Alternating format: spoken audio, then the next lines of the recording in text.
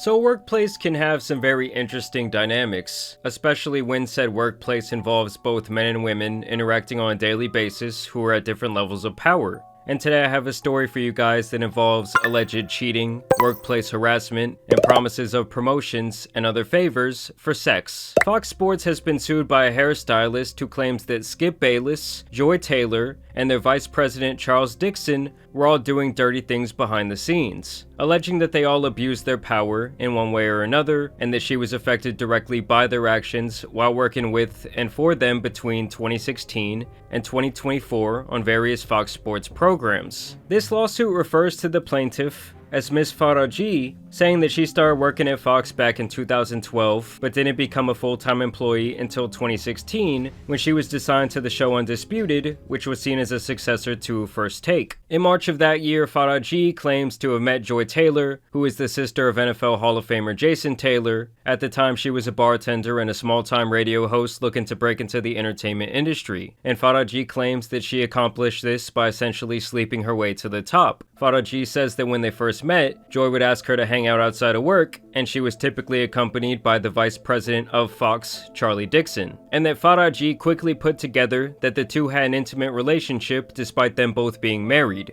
Though at the time that she met him, Faraji claims that she did not know who Mr. Dixon was, and once she did discover his position of power, she warned Joy about the potential dangers of being in that type of relationship. 1 month later, Undisputed was announced as a blockbuster program for Fox, and many were shocked as Joy, who had little to no experience, was given the nod to be the moderator of this new show. Okay, so we'll cover this at rehearsal. See you there, Joy. Skip Bayless, you ready to make television history? Hey, partner, pretty great, huh? It's awesome.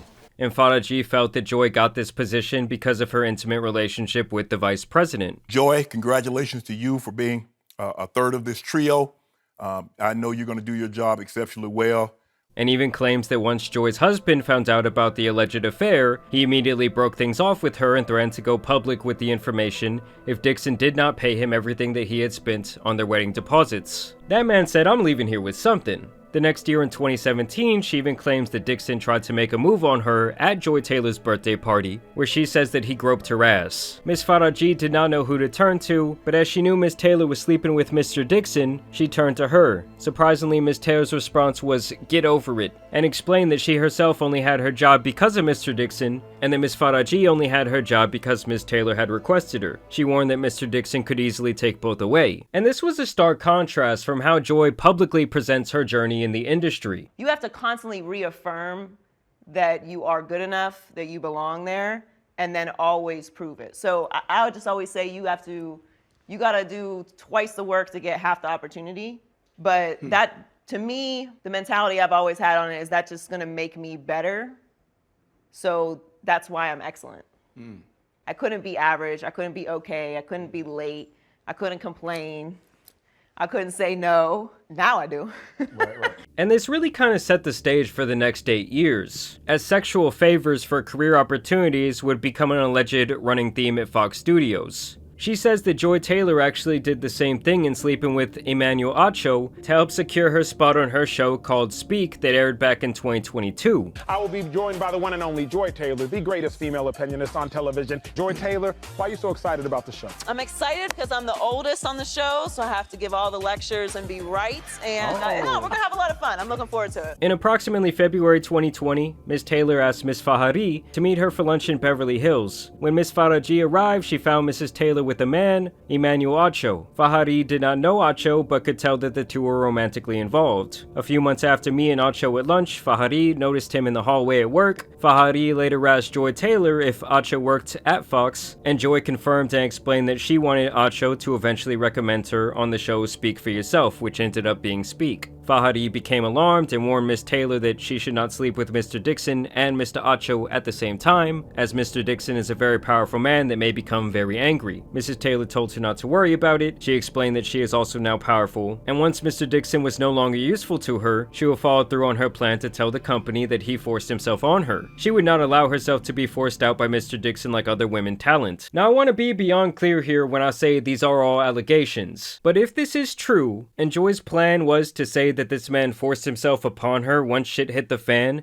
and their intimate relationship came to light? That is one of the most insane statements I've ever heard. And when word started to get out around the office about her allegedly sleeping her way to promotions, HR did question Faraji about this, and basically her speaking her version of the truth was the beginning of the end of her employment at Fox, as she says she began to be ostracized by Joy Taylor. Now when it does come to Joy, this is where her part of the lawsuit is concluded. The other big player here is obviously Skip Bayless, who Faraji says developed deep feelings for her over the years, and that he expressed these feelings multiple times to no avail. Faraji says that when she first met Skip, he would discuss his life, his work at Fox, and other innocuous matters. However, soon after the weekly haircut started, Mr. Bayless began finding excuses to touch Faraji. He would give her lingering hugs after each haircut, putting his body against her own, pressing against her breast. He then began to kiss on her cheeks. Miss Faraji was uncomfortable by the physical contact and would make excuses to leave right after the haircuts, like saying she needed to pick her son up from school. She also claims that he would make suggestive comments about her body and how voluptuous she was. Over the years, Mr. Bayless continued to make advances on Faraji, lingering hugs, kisses on the cheek, and inappropriate comments that he could change her life if she would have sex with him. In July 2021, Faraji developed issues with her left ovary and advised it could be cancer. With a fourth biopsy scheduled, she explained her situation to Mr. Bayless, hoping that he would take pity on her and cease his advances. Instead, Mr. Bayless told her that he wanted to be with her. Faraji panicked and began rambling that there were cameras everywhere, that she has a child and that she does not want him. Mr. Bayless allegedly then grabbed her hands, began kissing them, and offered her $1.5 million to have sex. I mean, let's be honest guys, 1.5 million bones for a one-night stand has to be the most insane tricking I've ever heard. Approximately 1 week later, Skip makes another advance at Miss Faraji. Faraji responds, "Skip, stop, you have a wife." And then Skip allegedly responds, "Aren't you Muslim? Doesn't your dad have 3 to 4 wives?" Faraji responded that her father was dead, and when Mr. Bayless looked taken aback, she made an excuse to leave. I mean, she really does make it sound like Skip was infatuated with her, saying that he became enraged when he was told by Mr. Dixon that she was having a sexual relationship with his co-host Shannon Sharp, something that she denies. Mr. Bayless responded, "I have love for you, and I have for 6 years, and you hurt me, and you are ruining this." Faraji again responded that she must be polite to all talent. Skip then implied that if he stopped requesting her, it would affect her job. Faraji responded that she is scheduled to work every morning at 5:45 a.m., and if he would like to get his hair done, he is welcome to sit in her chair. Mr. Bayless continued to threaten her job. Faraji knew that he was trying to pressure her into having sex with him, but she kept repeating that she was a professional that had to be kind to all the talent. So she's claiming that all these sick power games for sexual favors were being thrown around this workplace, and that most of the checks and balances that are supposed to be in place to make sure things like this do not happen were corrupted themselves. So the entire system was allegedly made to protect those doing the bad things and punish anyone who had something to say about it. So obviously this is a story that could involve the entire company, maybe even people who are not listed in this lawsuit once they get to digging, and it's my prediction that this woman is about to get paid. And there's a saying in show business that the show must go on, and for Joy Taylor, I guess she was following this rule because only one day after being named in this lawsuit, she was back to host her program Speak. People noticed that she covered up her body. Okay, usually she's wearing some quite provocative clothing. And really pay attention to the 3 guys hanging out in the background. It's Michael Irvin, Paul Pierce, and Keyshawn. Just look at how far away they stay from her and how they just don't know what to do as they try and act like they don't know what the fuck is going on. Welcome to Speak. I'm Joy Taylor here with Keyshawn Johnson, Paul Pierce, and the playmaker Michael Irvin. They're like, keep your distance, man. We not getting caught up in this shit. It's Victory Monday for some and vacation. I know my guy did not throw a pitch. For some and vacation Monday for others. That's so fucking funny. For the ones who did have Victory Monday.